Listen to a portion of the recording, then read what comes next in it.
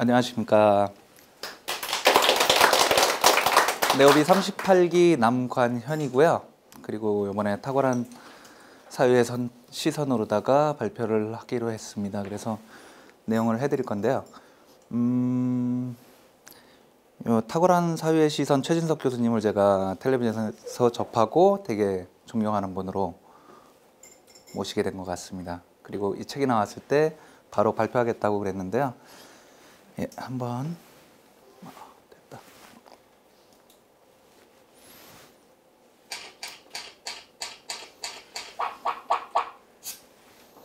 네.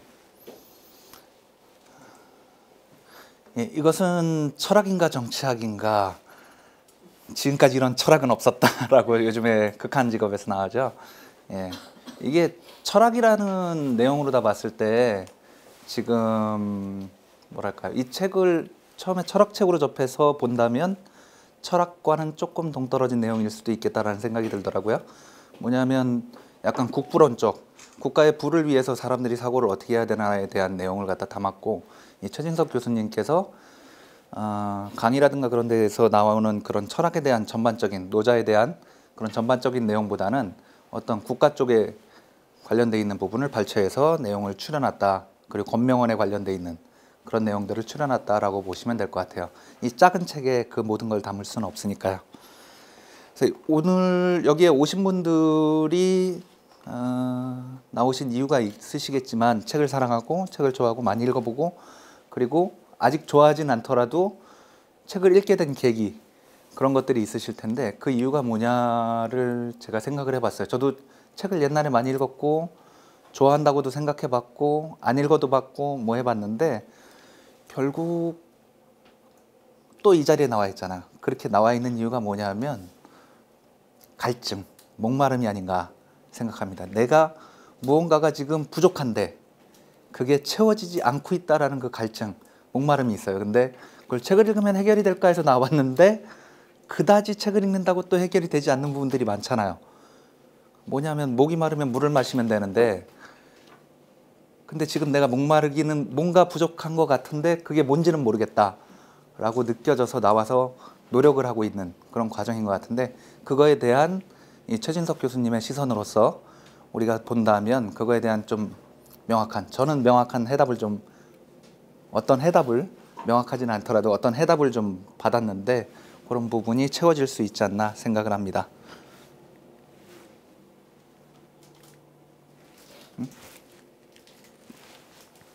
예, 그래서 이 최진석 교수님 잠깐 보여드리는데요. 그 옛날에 수업을 들을 때 보면은 그 강사가, 그러니까 선생님이 마음에 들고 선생님을 사랑하고 좋아하면 점수가 잘 나오죠.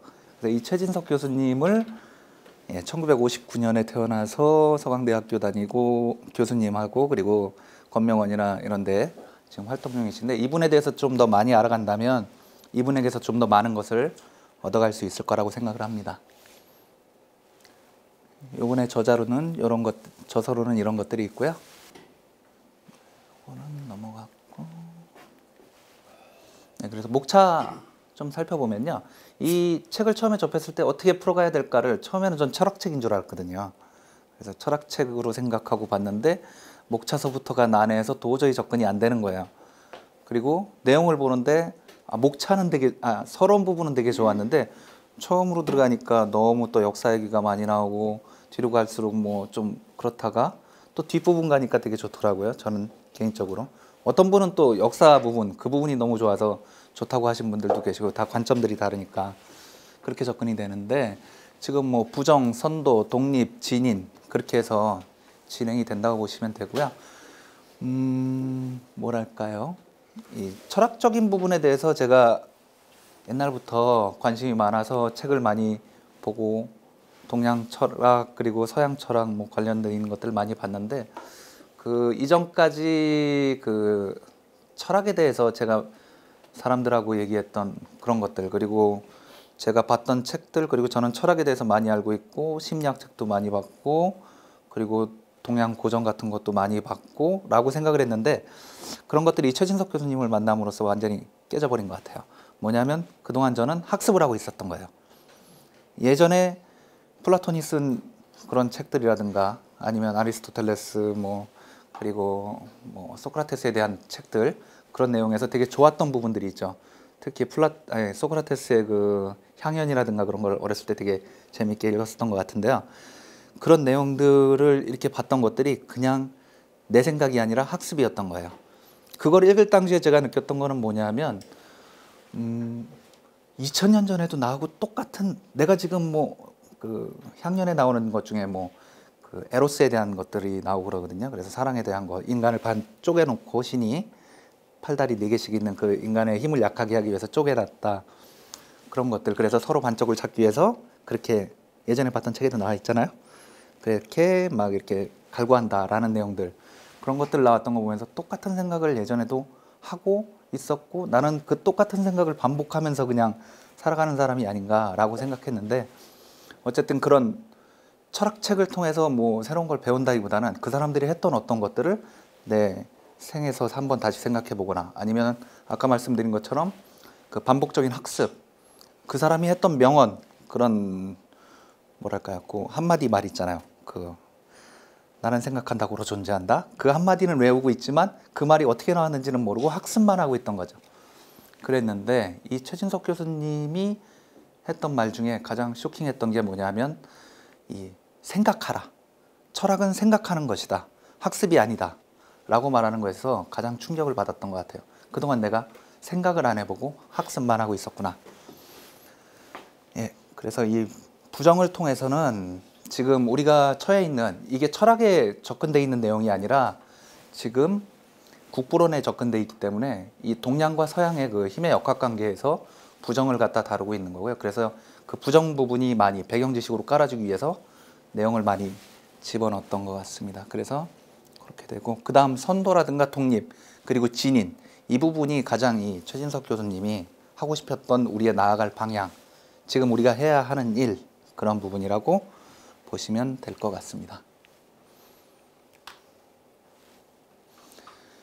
예, 부정에 들어가면 아까 말씀드린 것처럼 그 세계사 1600년대서부터 시작되어 있는 그런 뭐랄까 패권주의, 제국주의 그런 내용들을 갖다 쭉 다루고 있고요. 그게 가장 이 책에서는 그 중국으로 들어가는 산업혁명과 그리고 중국으로 들어가서 아편전쟁을 하는 그 동서양의 문명의 충돌이라고 할까요? 여기선 철학의 충돌이죠. 사고관의 충돌. 그러니까 논리적이고 합리적인 서양 철학, 서양의 사고방식이 이뤄낸 문명과 그리고 이제 동양 쪽에서 이루어지는 그런 뭐랄까요? 조금 도교적이고 유교적인 그런 서양 사람들이 볼 때는 비합리적인 그런 문명의 충돌을 갖다가 다루고 있습니다. 그래서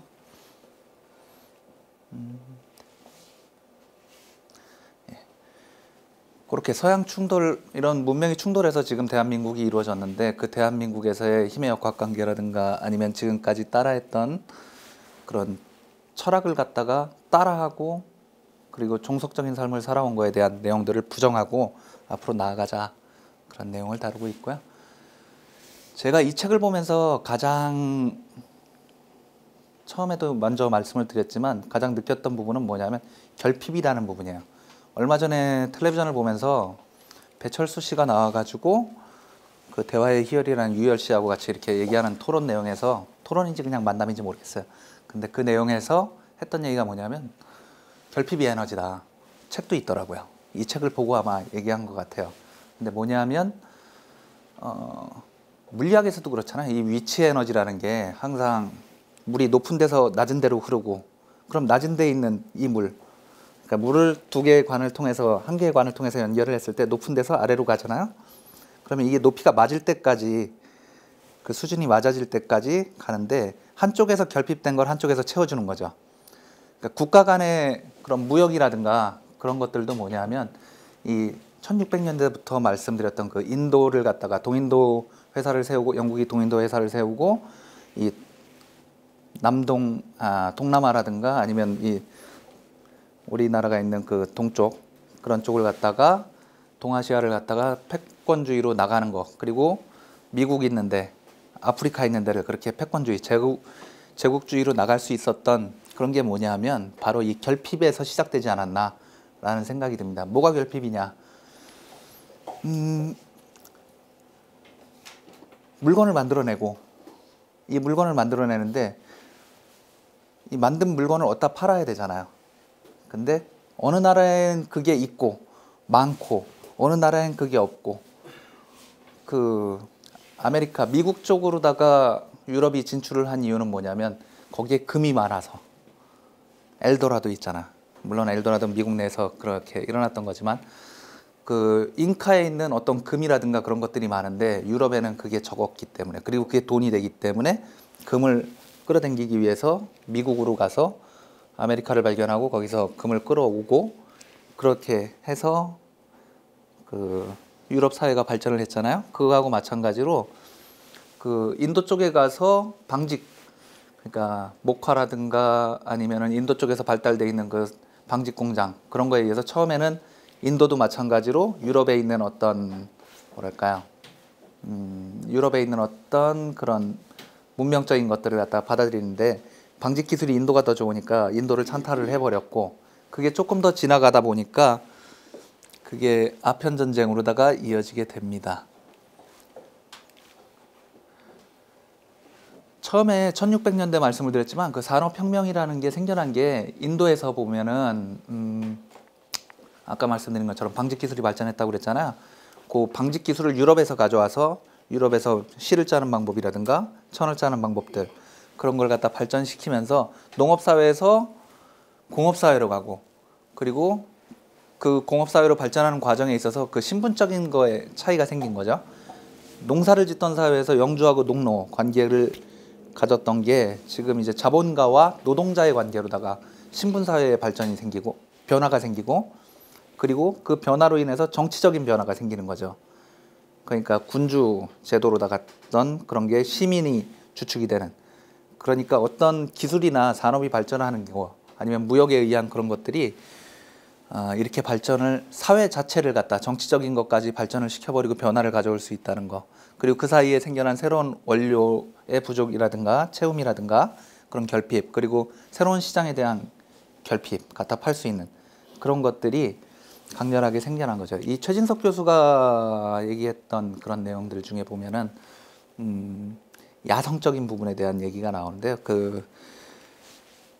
뭐랄까요? 어떤 야성적인 아니면은 뭐 그런 어떤 저희가 부동산을 하면서 이렇게 보면은 있는 사람들과 없는 사람들을 놓고 비교를 했을 때 힘이 있는 사람은 이 시장이 엄청나게 확장이 되고 생산력이 많아지고 가지고 있는 게 많아진 거잖아요. 그 사람들은 조금 더 적극적으로 뭔가를 행사하기 시작하는데 나의 힘을 가지고 딴 사람들을 제어하고 통제하려고 하는 그게 강해지면 이제 폭력이 되는 거죠. 그래서 이 무력을 가지고 제국주의로 흘러가고 그 제국주의가 이제 아시아로 넘어오면서 말도 안 되는 아편 전쟁이라는 게 생겨나죠.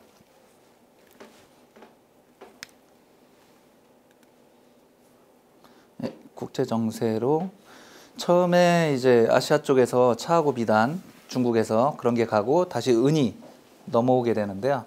그 은이 넘어오는 과정에서 이 유럽 쪽은 심한 무역 불균형을 겪은 거예요. 은 본위로 해서 은어라든가 그런 것들을 만들어서 쓰고 있었는데 동전을 만들어 쓸 수 있는 돈이 화폐가 다 빠져나간 상태에서 물건만 들어와서 사치를 누린 거잖아요.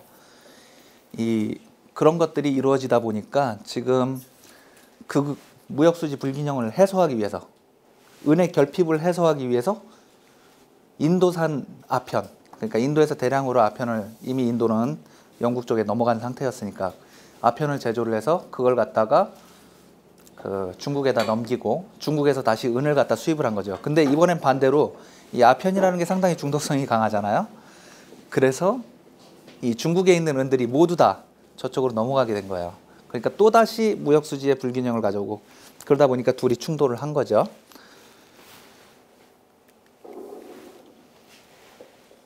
네. 그래서 1840년도에 아편 전쟁이 발발을 했고 그리고 이 아편 전쟁으로 인해서 그 동양이 서양에 완전히 눌려버리는 그런 시초가 된 거죠.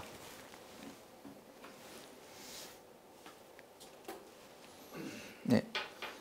그래서 1760년대에서부터 시작된 토인비가 말한 1760년대에서 시작해서 1840년대에 완성이 됐다라고 하는 그 산업혁명, 그 과정을 거치는 동안 중국은 이런 과정을 통해서 서양의 문명에 의해서 완전히 KO를 당하는 그런 사태가 생긴 거죠. 그래서 산업혁명을 지나고 완성이 되는 순간 아편전쟁을 통해서 일어난 일이 난징조약, 베이징조약, 뭐 청일전쟁, 중화민국, 인민공화국 이렇게 해서 넘어가는데요.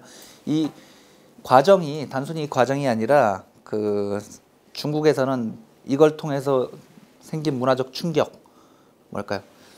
서양을 배워야 되겠다라는 그런 것들을 갖다 한 거죠. 근데 처음 일어난 일이었기 때문에 그동안은 계속 동양사회가 서양사회보다 우월한 지위를 가지고 있었고 무역에 있어서 훨씬 더 질이 높은 상태였는데 그게 처음으로 뒤집어지면서 처음 배워보는 단계에 간 거예요.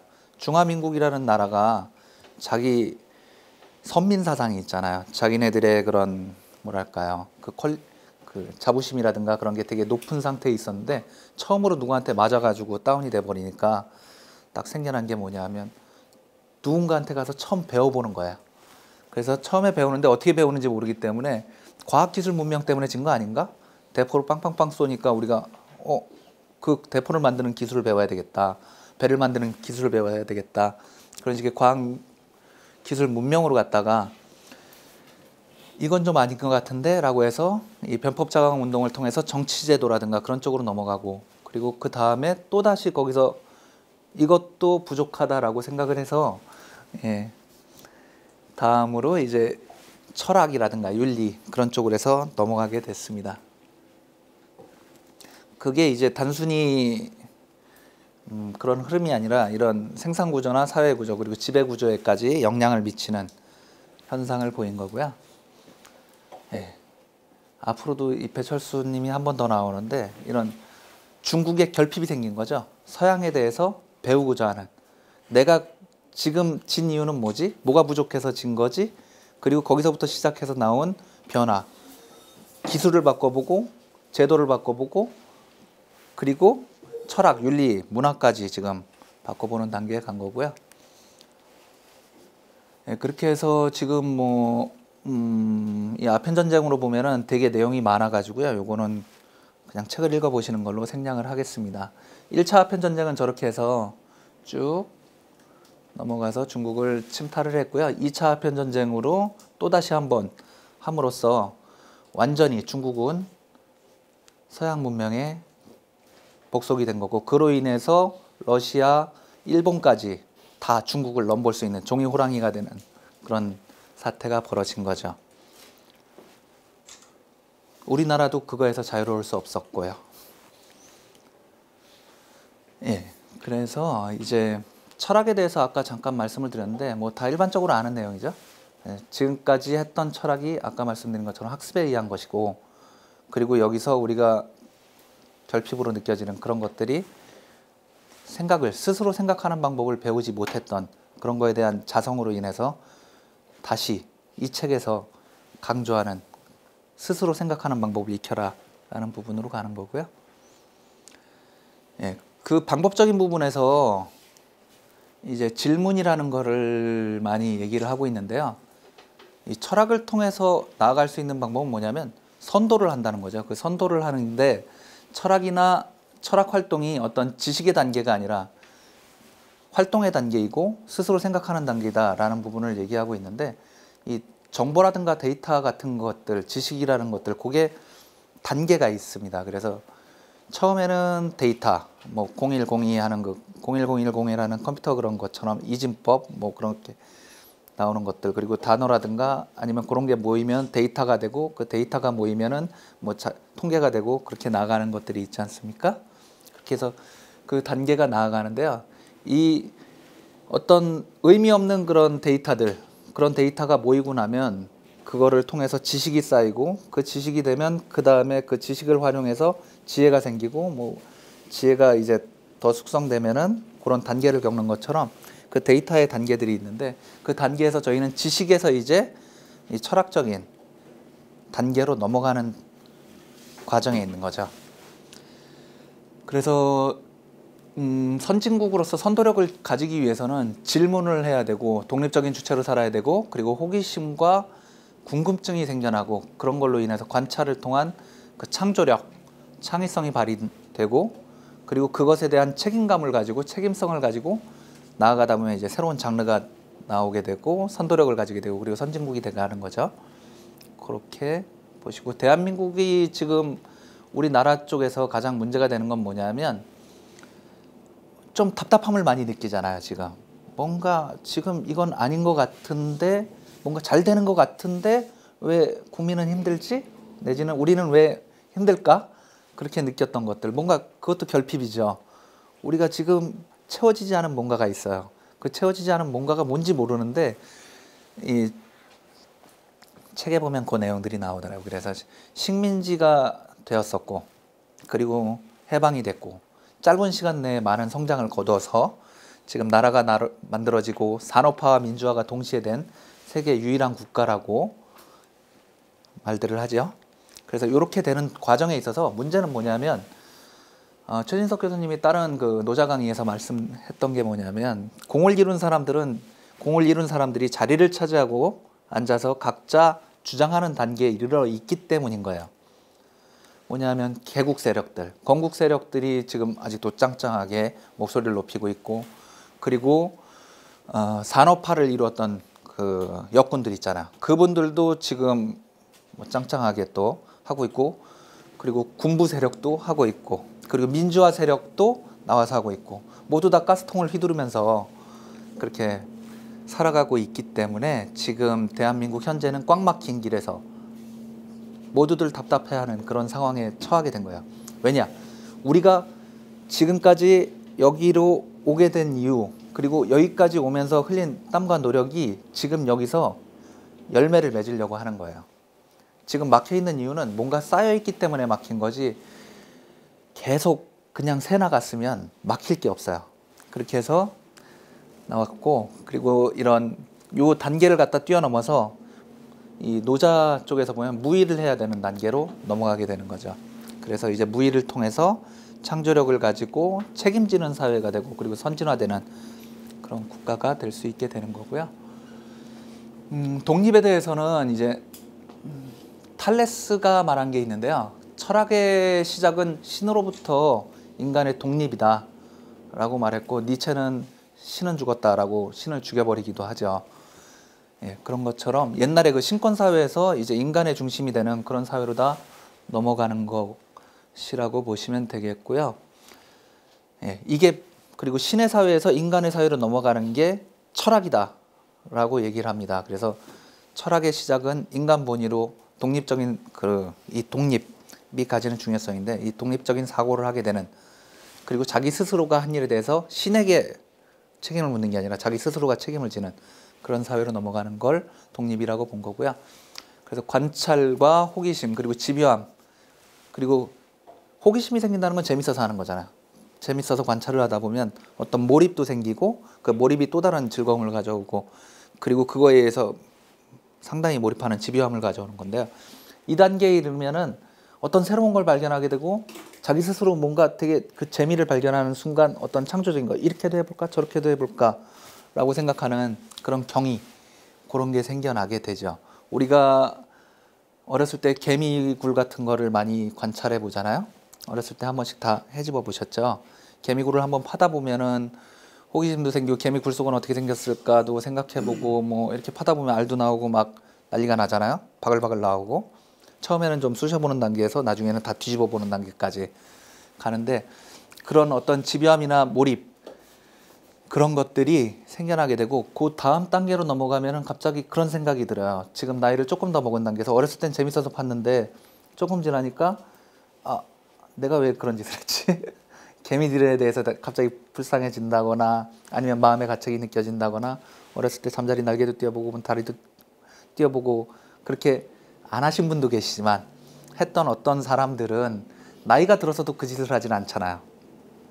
그 당시에는 그게 어떻게 될지 궁금하고 호기심이 생기고 그리고 어떤 집요한 몰입으로 수도 없이 많은 생명들을 그렇게 했을지 모르는데 그게 이제 아까 말했던 그 부분에서 어떤 책임감이라든가 어떤 사회적인 그런 윤리성이 생겨나면서 적어지게 되는 거고요.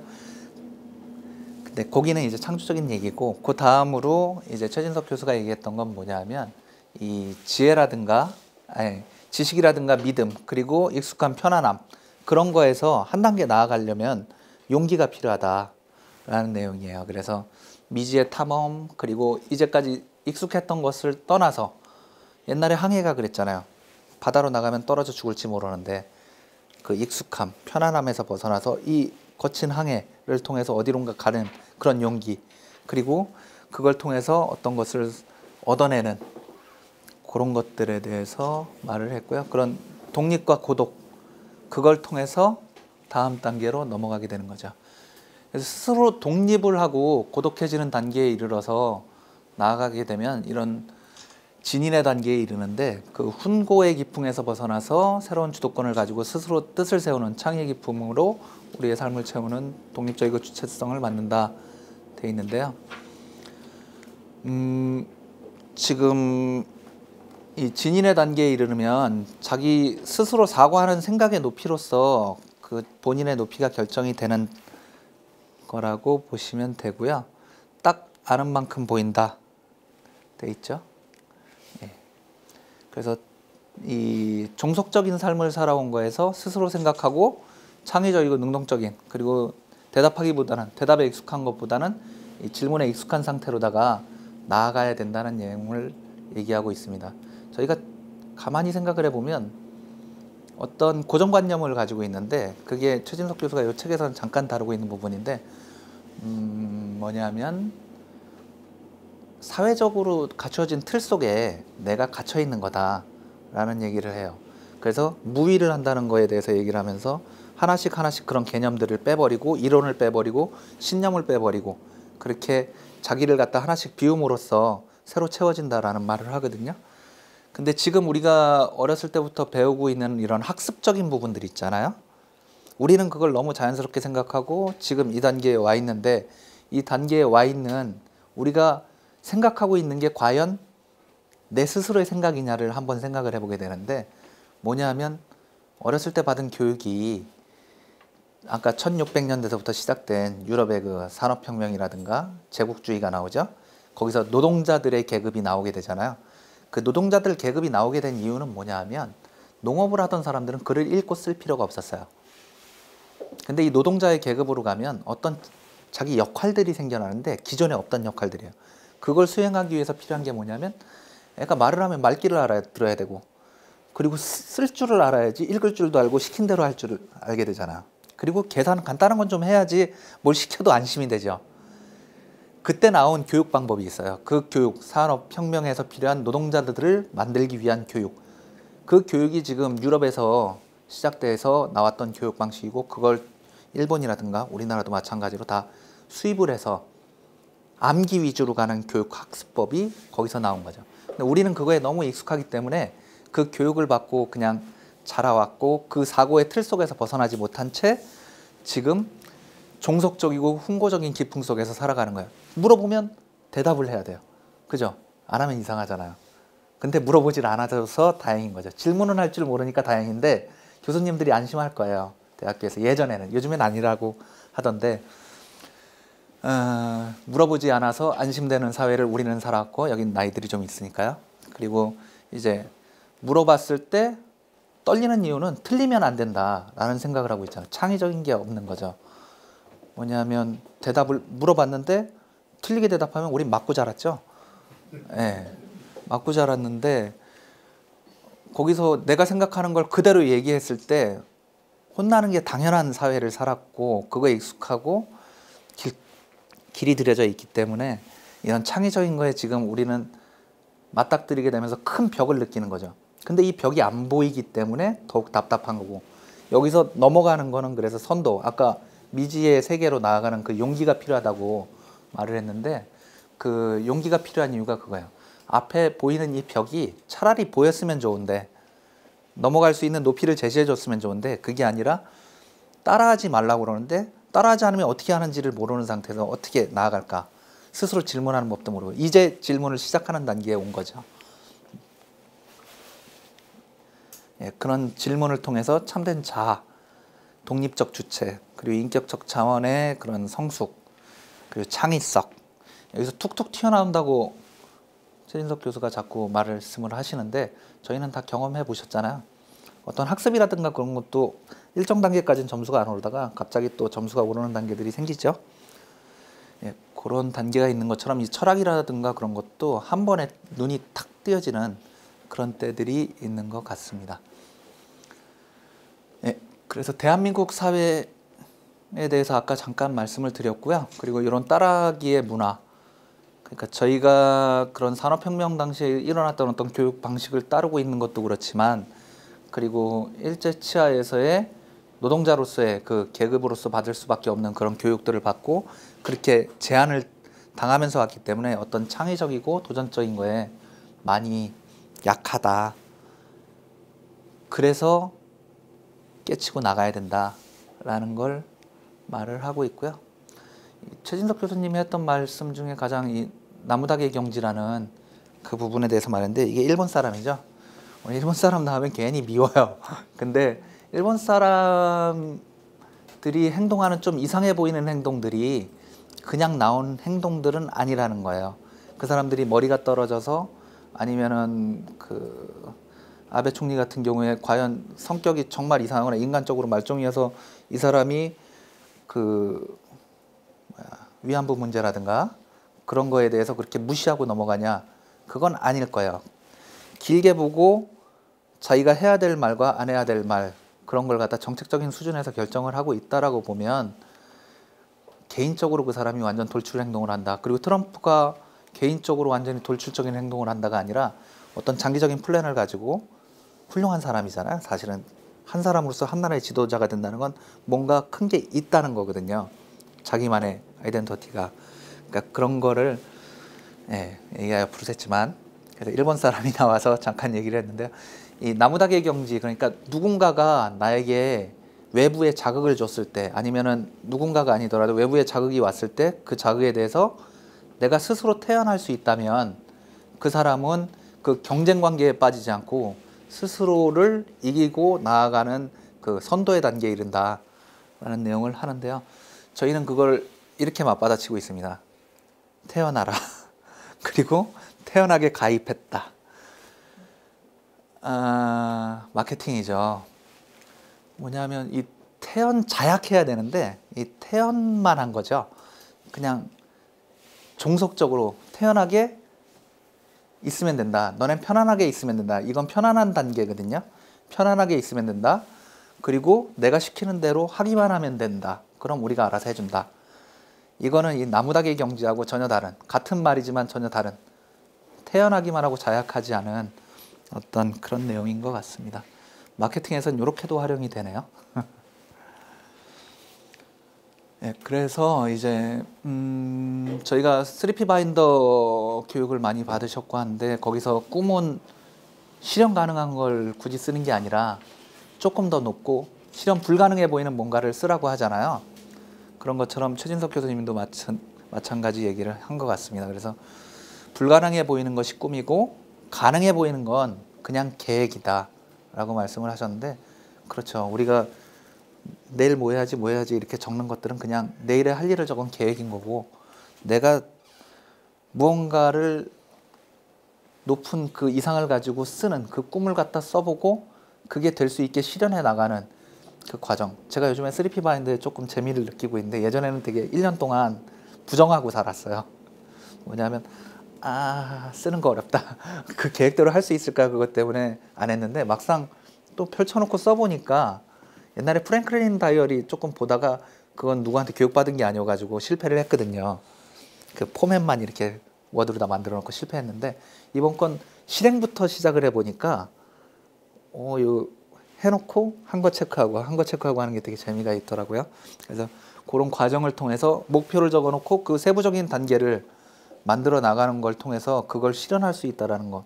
제가 예전에 약간 편집 쪽 일, 그러니까 기자 쪽 일을 조금 했었는데, 그게 뭐냐면 책을 갖다 만드는 거에 있어서 생각을 해보면 어떤 자기가 하고 싶은 내용이 있어서 그 내용을 책으로 적는다고 생각을 하는데, 일단 책의 주제를 잡고 근데 책을 만드는 사람들은 거꾸로 가는 게 책의 주제를 잡고 그 주제에 맞는 목차를 채우고 그 목차의 내용에 맞춰서 글귀를 달락달락 집어넣다 보면 그냥 책이 완성이 돼버리는 거예요.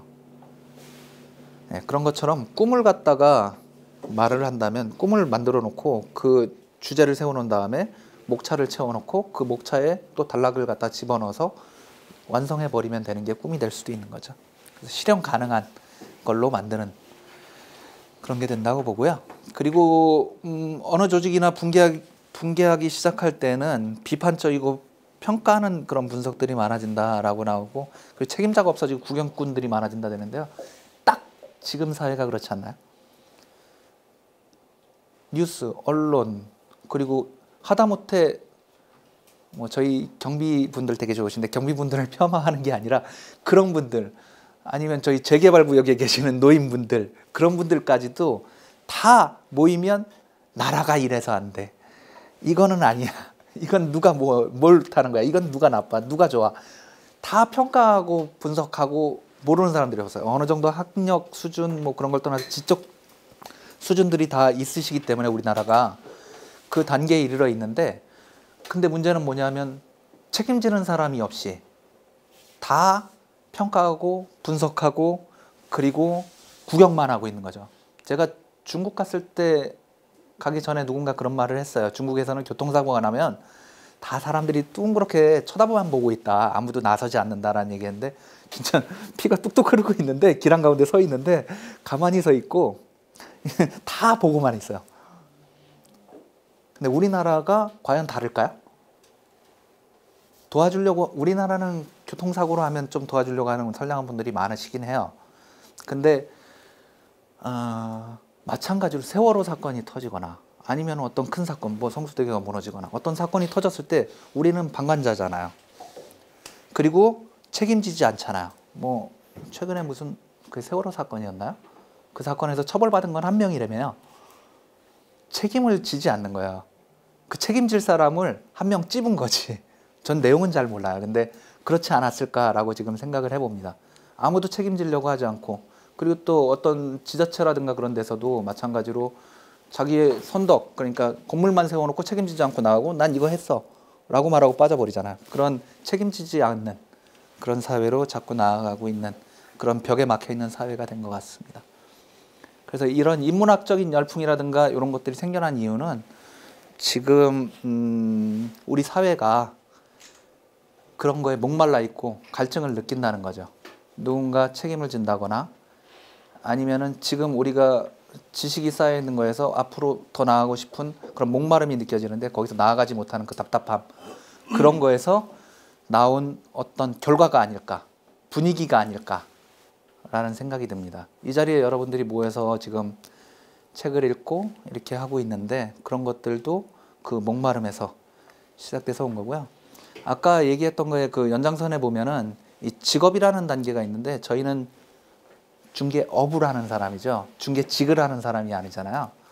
그래서 직을 맡아서 자기가 일을 그냥 일로 생계 수단으로서 삶은 그런 삶이 되면 이런 돈 만드는 수단으로 전락이 되고 자기가 하는 일에 대한 자부심이나 그런 것들이 없어지는데 우리가 업으로서 그러니까 이 부패가 만연하고 생기가 없는 그런 사회가 되고 업으로서 하게 되면 부패하지 않고 몰입하고 창의적인 단계, 책임질 수 있는 단계로 나아간다는 얘기를 했습니다. 그래서 저희는 업을 하는 사람으로서 그렇게 나가면 되고요. 예, 결핍이 에너지입니다. 지금 업이 결핍이죠. 업이. 지금 직들은 다 하고 계신데 그 업에 대한 결핍이 생겼고 이 정치하시는 분들도 마찬가지로 업에 대한 결핍이 있을 거예요. 경제하시는 분들도 다 각자의 자리에서 다 그 결핍을 느끼고 있고 그 결핍이 응축돼서 지금 이런 인문학적인 그리고 창조적인 문화적인 그런 걸로 표출이 되고 있지 않나라고 생각이 됩니다. 네. 그래서 우리가 책을 읽어야 되고 강렬히 원해야 되고 그리고 탁월한 그곳을 향해서 가자고 최진석 교수님이 말씀을 하고 있습니다. 그래서 이 최진석 교수가 했던 말 중에 이 내용에선 조금 가볍게 다뤄지는 내용인데 무의라는 부분을 얘기하고 무의하게 되면 이제 불무의하다 해가지고 무의하면 불가능한 일이 없다라는 얘기를 하는데 덜어내다 보면은 그 불가능한 일이 없는 단계에 이르는데 그 단계에 이르게 되기 위해서 우리가 지식을 쌓고 그 지식을 쌓은 거에서 어떤 개념적인 부분으로 들어가는 게 아니라 다 버린 상태에서 편견 없이 바라볼 수 있는 그런 시선들이 필요한 사회가 된 것 같습니다. 그리고 이 최진석 교수님이 말씀하신 이 내용에서 포인트라고 할 수 있죠. 지금 왜 이 얘기를 하고 있냐라는 부분인데 그거는 이제 저희가 4차 산업혁명 얘기 많이 하잖아요. 그래서 1차 산업혁명은 그때 생겨났고 18세기에 생겨났고 그리고 2차, 3차는 저희가 잘 모르잖아요. 근데 그런 게 있었대요. 그리고 4차 산업혁명이 시작을 했는데 지금 4차 산업혁명은 시작의 단계다. 그리고 우리나라는 그 시작의 단계에서 상당히 앞서갈 수 있는 따라하기가 이미 어느 정도 다 됐고 거기서 뭉쳐있는 에너지가 어떤 핵융합적인 반응을 해가지고 나갈 그런 단계에 와 있다. 여기서 그 단계를 뛰어넘을 수 있는 기회가 우리에게 와 있다라는 거고요. 저희는 중개업을 하기 때문에 아주 잘 아는 내용이 있어요.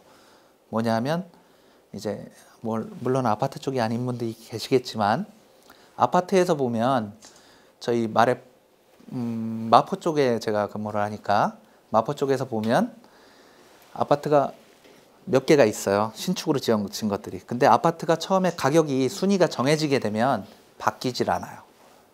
제일 비싼 아파트는 그 동네에 하나예요. 근데 그 다음에 새로 생기지만 연차가 한 10년 넘어가기 전까지는 그 순위가 절대 바뀌지가 않아요. 제일 비싼 아파트는 계속 제일 비싸고 그 다음 아파트는 그 다음 아파트, 그 다음 아파트는 그 다음 아파트. 그렇게 해서 순위가 한번 결정이 되는데 지금 예전에 선진국 단계에서 이르렀던 그런 선진국이라는 게 나오는 이 산업혁명으로 인해서 만들어진 선진국의 단계는 정해졌다는 거죠. 우리는 개발도상국까지 가고 뭐 이제 선진국의 문턱이다라고 얘기하지만 뛰어넘지를 못하잖아요. 이미 18세기 때, 19세기 때 선진국이었던 나라들이 선진국인 거지 거기서 새로 선진국에 추가된 나라가 있냐라고 얘기했을 때 없다는 거예요. 아파트의 금액이 결정되는 순간 그 금액을 뛰어넘을 수 없는 것처럼 이미 결정이 돼 있고 그런 상태였는데 4차 산업혁명이 일어남으로써 이 산업의 기조가 바뀌었다는 거죠. 예전에 산업혁명을 통해서 농업에서 그 생산 그 공업화로다가 바뀌는 그런 혁명처럼 이런 정보적인 거에서 새로운 산업, 전혀 새로운 일자리, 전혀 새로운 어떤 유통체계 그런 것들이 나오는 순간 이 선진국, 기존의 산업혁명의 선진국의 개념이 깨지고 새로운 정보 선진국으로서의 어떤 새로운 개념으로다가 우리가 발전할 수 있는 계기가 됐고 그런 걸 통해서 국가의 부를 쌓아가자라고 얘기하는 게 이 최진석 교수님의 핵심 골자라고 봅니다.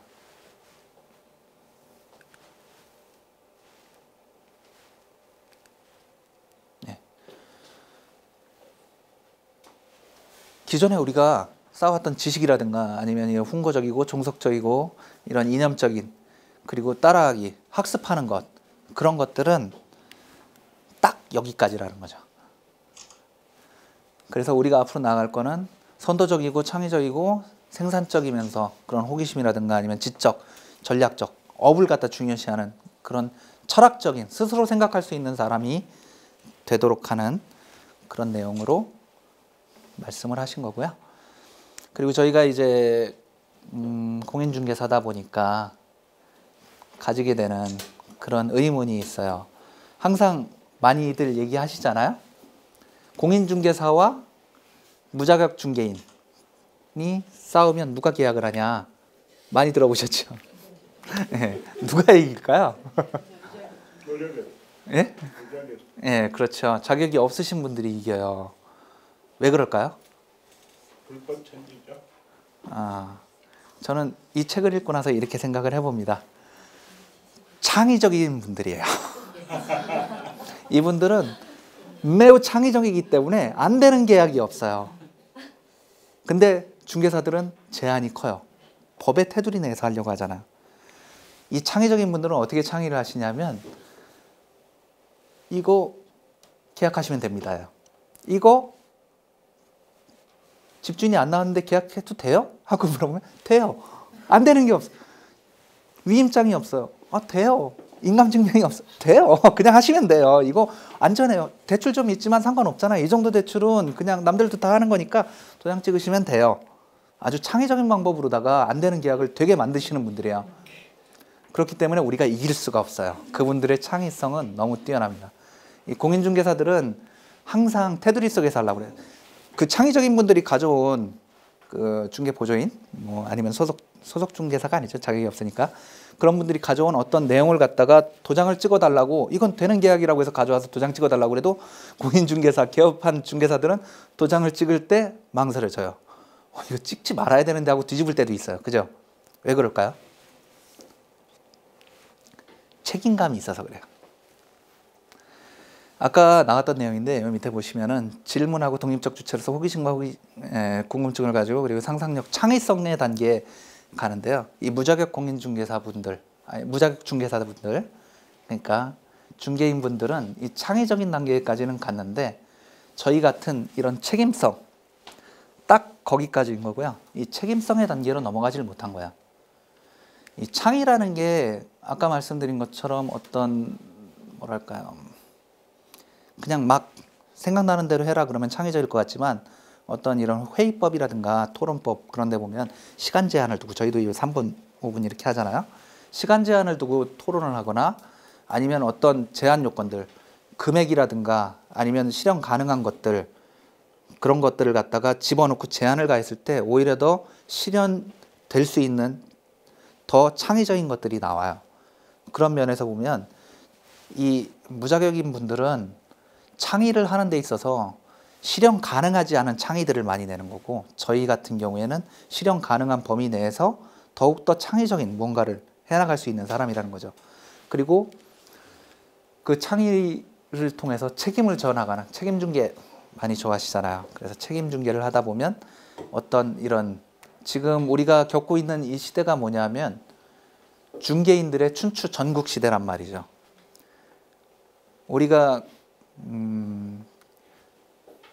옛날 과거 역사책을 보면 그 역사의 내용을 갖다가 이렇게 봄으로써 재미있게 읽고, 이건 그렇지, 이건 그렇지, 원래 훈수 둘 때 잘 두잖아요. 그렇게 해서 두고 가는데 저희가 역사에다 딱 집어넣으면 내가 지금 역사에 있는 거라고 생각을 하면 잘 몰라요. 예. 근데 저희가 지금 역사에 딱 집어넣었다라고 보면 이 지금 어마어마한 중개인들의 숲속에서 춘추 전국 시대를 가고 있고, 여기에 큰 용들이 별로 없어요. 그렇죠? 유비, 관우, 장비, 뭐 아니면은 조조, 곽가, 뭐 제갈량, 그리고 저기 성권. 갑자기 성권이 생각이 안 나네. 성권이라든가 그런 어떤 걸출한 인물들, 뭐 그 사이에 배제됐던 어떤 옛날의 그런 원술이라든가 뭐 그런 인물들까지 다 있겠지만, 그런 인물들이 나오는 그런 시기가 된 거죠. 우리는 춘추전국 시대에 살고 있고 어디선가 그런 영웅들이 뭐 김인섭 대표님이 될 수도 있고 아니면 조영준 대표님이 될 수도 있고 아니면 여기 계신 뭐 분들 하나하나가 다 그런 분들이 될 수 있는데, 그런 어떤 춘추전국 시대에 있는데 내가 그 시대를 살고 있는 걸 몰라요. 그냥 왜 이렇게 살기가 힘들지? 민초의 삶을 살고 있는 거야. 어떤 그런 삶의 단계에서 우리가 지금 융합해서 뭔가가 지금 꿈틀꿈틀 막 일어나려고 하는 그런 단계에 있는데, 그걸 갖다가 지금 좀 놓치고 있는 게 아닌가. 거기서 내가 난세 영웅이 될 수 있지는 않을까. 뭐 꼭 다 될 필요는 없어요. 근데 그런 단계에 와 있는 것 같고요. 그래서 우리가 아까 아파트 얘기 잠깐 드렸지만 이 부동산의 시선이라는 게 있는데, 왜 우리가 부동산을 하면서 이런 인문학적인 걸 만나야 되고 철학적인 걸 해야 되냐라는 걸 갖다가 돌이켜 보면, 저희가 잠깐 또 철학으로 잠깐 돌아가 보면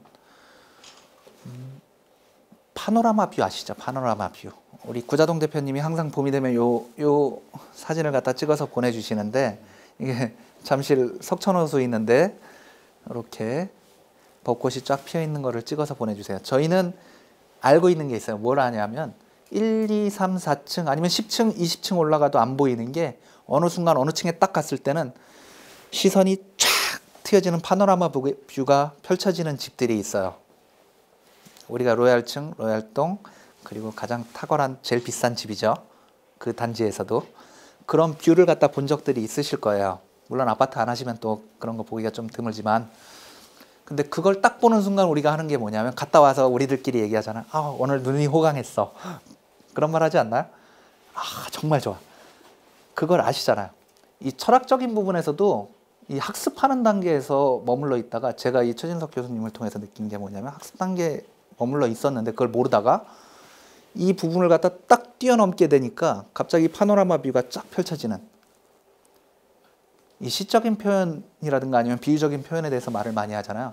저희가 비유를 하자면 철학에 대해서 잘 모르시는 분들이라든가 그런 분들도 그런 개인적인 체험을 통해서 이 막혀있는 시선을 가지고 있다가 딱 눈앞이 펼쳐지는 그 명쾌하게 보이는 맑아지는 느낌, 그런 걸 갖다 느끼는 게 이 철학 스스로 생각하는 단계가 아닌가라는 생각을 하고요. 그걸 상상하시면 요 철학의 단계를 더 재미있게 보실 수 있을 것 같아요. 그래서 춘추전국 시대를 살아가는 우리가 어떤 부동산들과의 경쟁을 할 것이냐, 아니면은 상생을 할 것이냐, 아니면 고객과도 내가 경쟁을 할 것이냐, 상생을 할 것이냐, 그런 거를 생각해 보면서 나가실 수가 있고요. 내가 활동하는 영역에 대해서 내가 주도권을 가지고 선택을 할 수 있다는 거죠. 내가 아파트에 있으니까 아파트만, 아니면 내가 원룸에 있으니까 원룸만, 그게 아니라 시장이 너무 무궁무진하잖아요. 부동산이 하나만 하는 게 아니니까 엄청 많은 분야가 있는데 그런 걸 스스로 생각해서 가는 것이고요. 그리고 어떤 부동산적인 부분에 있어서 사고가 생기는 것도 내가 아까 말했던 직을 따르고 있는 게 아닌가, 업이 아니라. 직을 따름으로써 돈을 갖다가 추구하게 되면은 이제 뭐랄까 사고가 생기죠. 근데 내가 업을 통해서 한다면은 정확히 옳고 그름을 판별할 수 있는 그걸 갖다가 하고 있고요. 그래서 아까 무의에 대해서 잠깐 말씀을 드렸는데요. 이 무의는 뭐냐면 자기를 갖다가 어떤 이 대립면의 경계에다가 세워놓는다는 얘기를 하고 있는데, 그 남들이 하지 않는 일 아니면 옳고 그름 어느 한쪽으로 치우쳐서 결론을 내버리면 마음이 편해져요. 나는 좌파야, 나는 우파야, 나는 확실히 이 편이야 라고 하면 마음 편해지고 소속감도 생기고 되게 좋아요. 근데 그 소속감에서 벗어나서 자기를 날이 서 있는 무의한 곳에다, 그 대립면의 경계에다가 올려놓는 거죠. 그렇게 해서 느껴지는 두려움, 공포, 그리고 어떻게 할지 모르는 그런 낯설음, 그런 걸 통해서 나 스스로를 갖다가 어떤 이념이나 어떤 신념, 그리고 믿음, 그런 거에 치우치지 말고 항상 공정하게 있는 그대로를 갖다가 바라보면서 판단을 내릴 수 있는, 어느 한쪽에 치우쳐가지고 바라보게 되면 보고 싶은 걸 바라보게 되는 거죠. 내가 봐야 하는 걸 바라보게 되는 거고 보고 싶은 걸 바라보게 되고, 그렇게 되면 그대로를 보는 사람을 절대 이길 수가 없다는 거죠. 그래서 이 무의를 하게 되면 불무의라고 해서 되지 않는 일이 없다. 우리가 중개를 하는 거에 있어서도 마찬가지로 어떤 이런 기존의 형식이나 아니면 관념에 사로잡혀 있거나 아니면 기존의 사례가 없기 때문에 못한다라고 생각하는 것들 있잖아요. 우리가 중개를 할 때 제일 자신 없는 부분이 뭐냐면 내가 전에 안 해봤던 걸 하는 게 되게 두렵잖아요. 그리고 내가 지금 하는 게 옛날에 사례가 있는 거야 없는 거야 이렇게 막 찾아보는데 사례가 없어. 암만 찾아도. 그러면 그건 못하는 중개가 되잖아. 그게 뭐냐면 자기가 예전에 경험했던 훈고의 세계에 머물러 있는 거죠. 학습했던 거 내지는 있던 거 내에 머물러 있고 이런 창조적인 단계로 나아가지 않은 거죠. 아까 말했던 그런 무자격자와의 창조적인 그게 아닌 내가 책임을 질 수 있는 거에 의한 창조의 단계로 넘어가는 단계에서 좀 부족한 게 아닌가. 그래서 이런 대립면의 경계라든가 아니면은 이 무의라든가 그런 걸 통해서 나가게 되면 되고요. 그리고 이 부분에서 또 강조를 하셨던 게 그 상생의 부분에 있어서 갑자기 생각이 안 나네. 예. 유무상생. 유무상생을 많이 강조하셨는데 그 유무상생 뭐랄까요? 이 고객과 중개인이다. 아니면은 중개인과 중개인이다. 그러면 서로 상생을 하는 관계지 서로 경쟁을 하는 단계가 아니다.